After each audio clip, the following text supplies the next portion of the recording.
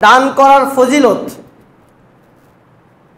প্রথম নাম্বার যে ফজিলত আল্লাহ নবী সাল্লাল্লাহু আলাইহি সাল্লাম বলছেন যে দান করলে আপনার বাবার কবর, আপনার মায়ের কবরে, আপনার কলিজার টুকরা মেয়ের কবরে অশান্তি শুরু হয়ে গিয়েছে, শান্তির দেখা আর মিলছে না। আপনি সন্তান যতটুকু দান করেছেন এই দানের ওসিলায় আল্লাহ নবী বলছেন আপনার বাবার, আপনার মায়ের কবরের শাস্তি মিটে যাবে। সুবহানাল্লাহ। 1 টাকা দান করেন, 5 টাকা দান করেন, যা পারেন, শুধু আল্লাহর সন্তুষ্টর জন্য, যে আমার আল্লাহ আমার বাবার কবরের শাস্তি থাকলে মাফ করে দাও, মায়ের কবরের শাস্তি থাকলে মাফ করে দাও। যে যতটুকু পারবেন আল্লাহর সন্তুষ্টর জন্য দান করে যাবেন। আল্লাহ রাব্বুল আলামিন আপনার আত্মীয় স্বজন যারা মারা গিয়েছে তাদের কবরের শাস্তি থাকলে মাফ করে দিবেন। দ্বিতীয় নাম্বার, দান করলে কোনো চিন্তা নেই, কোনো ভয়ও নেই। কারণ আমরা এখন ভয় করি আর না করি, আমাদের একটা বয়স এসে যায় 70-80, ওই সময় আমরা কবরের চিন্তা করি, হাসরের চিন্তা করি, জাহান্নামের চিন্তা করি, ওই শাস্তির কথা চিন্তা করি, ভয় করে। রাত্রিবেলা স্বপ্ন দেখলেন যা আপনাকে আক্রমণ হচ্ছে, সাপ কামড় মারছে, লাফ মেরে উঠে দেখছেন যে আমার কাছে কেউ নেই, ওই সময় যে পরিমাণ ভয় করে, ওই আল্লাহ তাআলা বলছেন যে আমার রাস্তায় দান করবে তার কোনো ভয় নেই, তার কোনো চিন্তা নেই। আল্লাহ বলছেন আল্লাযীনা ইনফিকুনা আমওয়ালাহুম বিল্লাইলি ওয়ান নাহারি সিররা ওয়া আলানিয়া, যারা রাতে এবং দিনে, গোপনে এবং প্রকাশ্যে তাদের সম্পদ আমার রাস্তায় দান করে, ফালাহুম আজরুহুম ইনদা রাব্বিহিম, আমি আল্লাহ বলছি তাদের প্রতিদান আমার কাছেই রয়েছে। কি প্রতিদান? ফালা খাউফুন আলাইহিম ওয়ালা হুম ইয়াহজানুন, তাদের কোনো কবরের চিন্তাও নেই, তাদের কোনো ভয়ও নেই। কিয়ামতের মাঠে সূর্য মাথার উপর চলে আসবে, তাদের কোনো চিন্তা নেই, তাদের কোনো ভয় নেই। জাহান্নামে যাওয়ার তাদের কোনো চিন্তা নেই, তাদের কোনো ভয় নেই। যারা আল্লাহর সন্তুষ্টির জন্য আল্লাহর রাস্তায় দান করে, আল্লাহ তাআলা বলছেন তাদের কোনো চিন্তা নেই, কোনো দুশ্চিন্তা নেই, কোনো ভয় নেই, সে একেবারে জান্নাত পেয়ে যাবে। এজন্য সম্মানিত উপস্থিতি, আল্লাহর সন্তুষ্টির জন্য দান করলে আল্লাহ বলছেন ইহকাল পরকালের দায়িত্ব আল্লাহ নিয়ে নেবেন, আল্লাহ নিরাপত্তার দায়িত্ব নিয়ে নেবেন, কোনো চিন্তা নেই, কোনো ভয় নেই। 3 নাম্বার, দান করলেই বেশি সম্পদের মালিক হওয়া যায়। দান করলেই বেশি সম্পদের মালিক হওয়া যায়। ওই যে আল্লাহর নবী বিলালকে বললেন যে তুমি দান করো, অথচ বিলাল নিঃস্ব, কিচ্ছু নেই, একটা পণ্যে পোশাক। কেন বললেন? তোমার পোশাকের প্রয়োজন, যা পারো পরিশ্রম করে এনে হলেও আল্লাহর রাস্তায় দাঁড় করো, আল্লাহ তোমাকে দিবে, আল্লাহ তোমাকে দিবে। তুমি আল্লাহ থেকে নেওয়ার জন্য আল্লাহর পথে দান করো, সম্পদশালী হওয়ার জন্য আল্লাহর কাছে দান করো। তা আল্লাহ নবী সাল্লাল্লাহু আলাইহি ওয়াসাল্লাম বলছেন মা মিন ইয়াউমিন ইসবিহুল ইবাদু ফিহি, যে আমরা যখন ফজরের সময় ঘুম থেকে উঠি তখন একদল ফেরেশতা আসে, 2 জন ফেরেশতা আসে। আসার পরে একজন ফেরেশতা বলে যে ইল্লা মালাকান ইয়ানসালানি, 2 জন ফেরেশতা আসে। আসার পরে একজন বলে যে আল্লাহুম্মা আতি মুনফিকান খলাফান, আল্লাহ যে দাতা তাকে তুমি আরো সম্পদ বাড়িয়ে দাও। ফেরেশতা বলে, আপনি উঠে সালাতে আসলেন, আল্লাহ বলছেন আল্লাহুম্মা আতি মুনফিকান খলাফান। ফেরেশতারা আল্লাহকে ডেকে বলে আল্লাহ যে তোমার রাস্তায় দান করে, যে দাতা, যে দান করে, খুশি মনে তুমি তার সম্পদ আরো বাড়িয়ে দাও, সম্পদ আরো বাড়িয়ে দাও, রাজত্ব আরো বেশি দাও, ক্ষমতা আরো বেশি দাও, টাকা সম্পদ আরো বেশি দাও। এইভাবে একজন ফেরেশতা বারবার আল্লাহর কাছে দোয়া করে। আপনার আমার দোয়া মিস হতে পারে, আপনার আমার দোয়া কবুল নাও হতে পারে, আপনার আমার দোয়া আজ করলাম 50 বছর পরেও কবুল হতে পারে, কিন্তু ফেরেশতার দোয়া মিস হয় না। এজন্য সম্মানিত উপস্থিতি, আপনি সম্পদশালী হতে চান, যতটুকু পারেন আল্লাহর সন্তুষ্টির জন্য দান করেন। তাহলে একজন ফেরেশতা এসে বলে, আল্লাহ যে দান করে তার সম্পদ আরো বেশি করে দাও। আর একজন ফেরেশতা এসে বলে, আল্লাহুম্মা আতি মুমসিকান তালাফান, আল্লাহ যে কৃপণতা করে তার সম্পদ ধ্বংস করে দাও। আল্লাহ যে কৃপণতা করে তার সম্পদ নষ্ট করে দাও। আল্লাহ যে কৃপণতা করে তার সম্পদ ধ্বংস করে দাও। তাহলে একজন ফেরেশতা আপনার জন্য দোয়া করছে, আর একজন ফেরেশতা আপনার ধ্বংস কামনা করছে মহান আল্লাহ তাআলার কাছে। এজন্য সম্মানিত উপস্থিতি, 1 নাম্বার ফেরেশতাদের দোয়া আমাদের প্রয়োজন। 2 নাম্বার আমাদের সম্পদের প্রয়োজন। আমরা বেশি বেশি আল্লাহর সন্তুষ্টির জন্য দান করব। আল্লাহ রাব্বুল আলামিন আমাদের দানকে কবুল করুন এবং ফেরেশতা যেন আমাদের জন্য দোয়া করে। আল্লাহ রাব্বুল আলামিন যেন আমাদের তৌফিক দান করেন। সকলে আল্লাহুম্মা আমিন। নবী সাল্লাল্লাহু আলাইহি সাল্লামের কাছে এক ব্যক্তি এসে বলছেন যে, আল্লাহ নবী, কোন অবস্থায় দান ফলাফলের দিক দিয়ে সর্বোত্তম? মানে সব অবস্থাতেই দান এক সমান নয়। একজন মানুষের টাকা পয়সা আছে, তাকে 5 টাকা দান করলেন, সওয়াব পাবেন। কিন্তু একজন মানুষ নিঃস্ব না খেয়ে আছে, তাকে একটা রুটি কিনে দিলেন, সেই দান আর ওই দান সমান না। সেই দান আর ওই দান সমান না। তাই একজন ব্যক্তি নবীকে এসে বলছেন, আল্লাহ নবী, কোন অবস্থায় দান ফলাফলের দিক দিয়ে সর্বোত্তম? আল্লাহ নবী বললেন, সুন্দর করে শোনেন। আল্লাহ নবী বললেন, যখন তুমি শারীরিকভাবে সুস্থ আছো এবং তুমি কাজকর্ম করতে সক্ষম, এমন সময় তুমি দান করবে। শারীরিকভাবে সুস্থ আছো এবং উপার্জন করতে সক্ষম, তুমি এমন সময় দান করবে। তারপর আল্লাহ নবী বললেন, তুমি যখন এটা দেখছো যে আমি দরিদ্র হয়ে যাচ্ছি, গরিব হয়ে যাচ্ছি, এই দারিদ্রতার এই অভাবের দিক যখন তুমি চিন্তা করছো যে আমি অভাবে পড়ে যাচ্ছি, তখন তুমি দান করবা। আর তুমি যদি আশা করো আমি টাকা পয়সাওয়ালা হব, তখন তুমি দান করবা। 4টা কথা বললেন। তিনি বললেন, শারীরিক সুস্থ আছো তখন দান করবা। 2 নাম্বার বললেন, তুমি নিজ হাতে উপার্জন করছো, এই উপার্জন যখন করতে সক্ষম হবা তখন দান করবা। 3 নাম্বার, যখন তুমি মনে করবা যে আমি গরিব হয়ে যাচ্ছি, আমার সংসারে অভাব এসে যাচ্ছে, বেশি বেশি দান করবা। 4 নাম্বার, তোমার মনে অন্তরে যদি আশা আকাঙ্ক্ষা থাকে আমার টাকা পয়সার দরকার, আমি টাকা পয়সাওয়ালা হব, তখন তুমি দান করবা। তাহলে সম্মানিত উপস্থিতি, একটা জিনিস বুঝতে পারলাম, নিজে হাতে সুস্থ শরীরে নিজে হাতে কর্ম করে দান করার ফজিলতটা বেশি। আজকে ছেলে 500 টাকা দিচ্ছে, আপনি দান করছেন, আপনার কাছে অত গুরুত্ব নেই।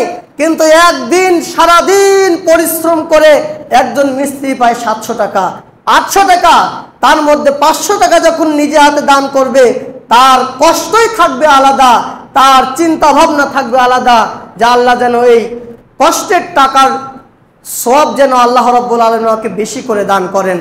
তাই বলছিলাম সম্মানিত উপস্থিতি, যে দান করার ফজিলত, এই জন্য আমরা যখনই সময় পাব আমাদের মাথায় রাখতে হবে আমাদের সম্পত্তির প্রয়োজন। আজকে দান করি না কেন? সম্পদ নষ্ট হবে তাই। দান করি না কেন?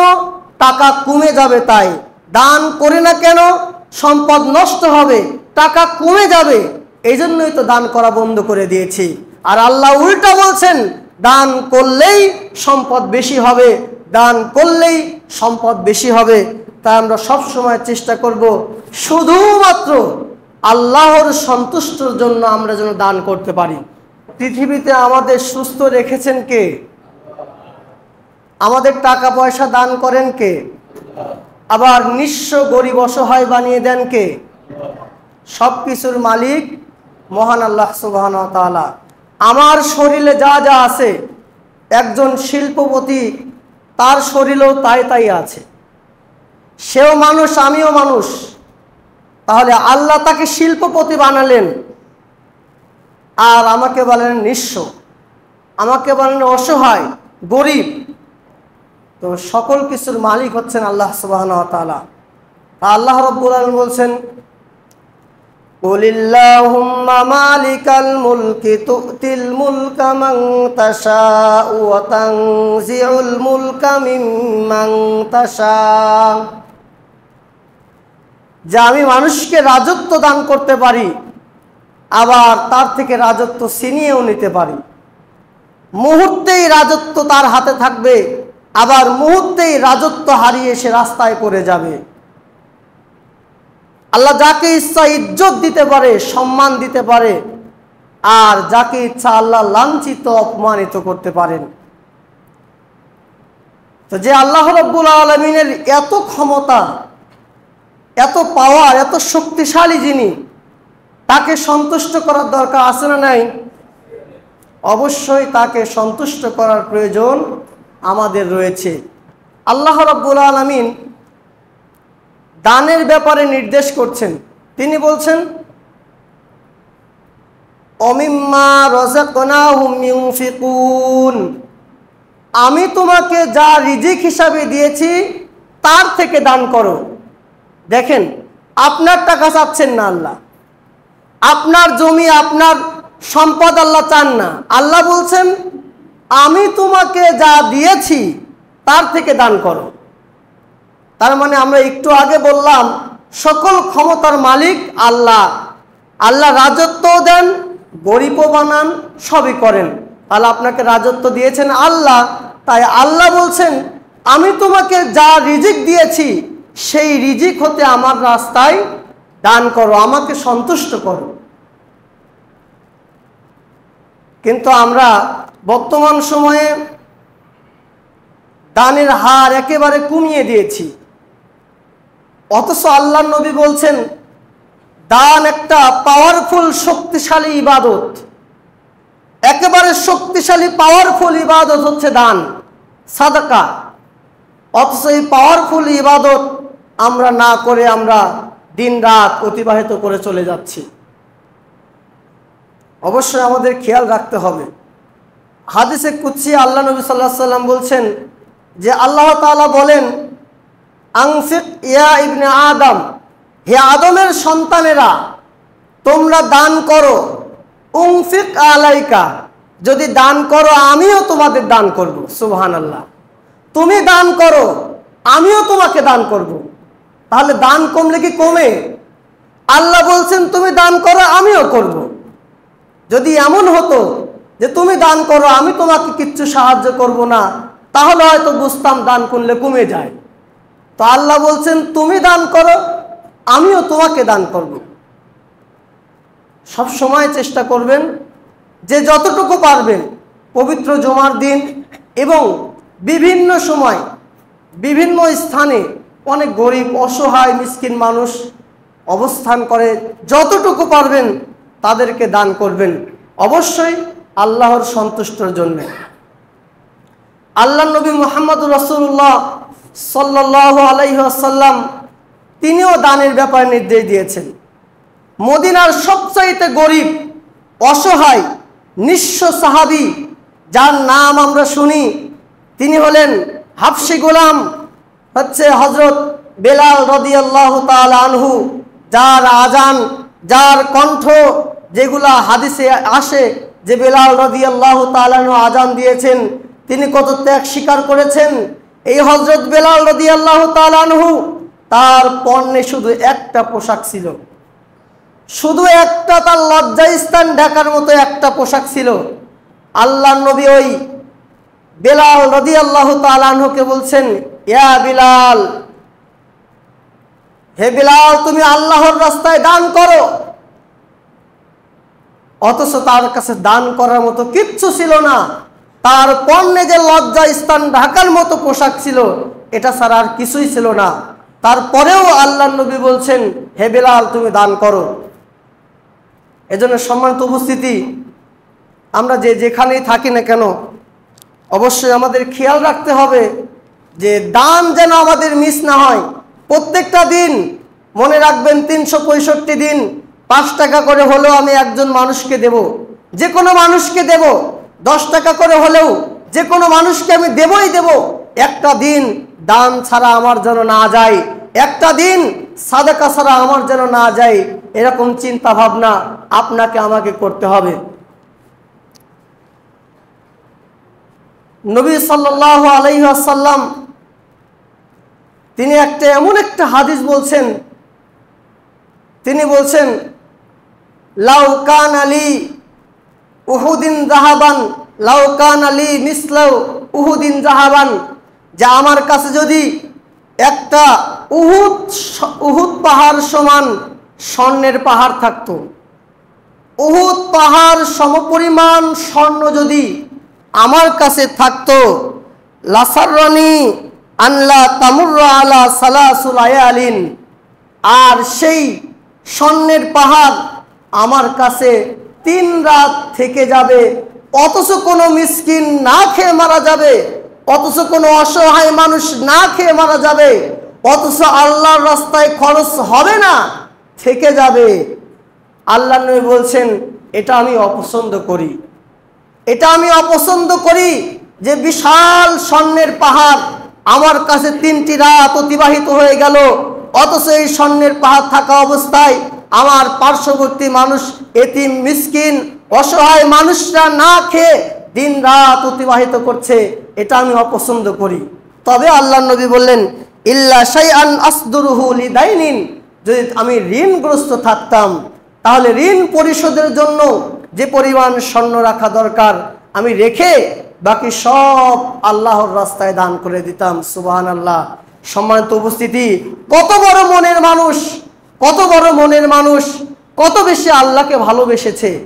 আর আমরা লক্ষ লক্ষ কোটি কোটি টাকা ব্যাংকে রেখে দিয়ে রাতের পর রাত কাটিয়ে দিচ্ছি, দিনের পর দিন কাটিয়ে দিচ্ছি, একটা বারও ভাবনা হয় না এই টাকার আমার হিসাব দিতে হবে, এই টাকা আমাকে আল্লাহ রাজত্ব দিয়েছেন, এই রাজত্বের হিসাব দিতে হবে।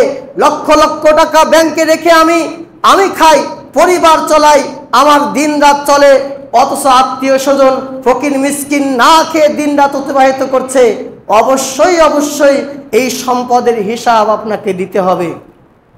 সম্মানিত উপস্থিতি, বলছিলাম যার যেমন সামর্থ্য আছে সেই অনুযায়ী আল্লাহ রাব্বুল আলামিনের সন্তুষ্টির জন্য আপনাকে আমাকে দান করতে হবে, দান করতেই হবে। কারণ দান একটা পাওয়ারফুল ইবাদত, দান একটা শক্তিশালী ইবাদত। আল্লাহ রাব্বুল আলামিনের নির্দেশ পেলাম, নবী মুহাম্মদ রাসূলুল্লাহ সাল্লাল্লাহু আলাইহি ওয়াসাল্লামের নির্দেশ পেলাম। এবার আসুন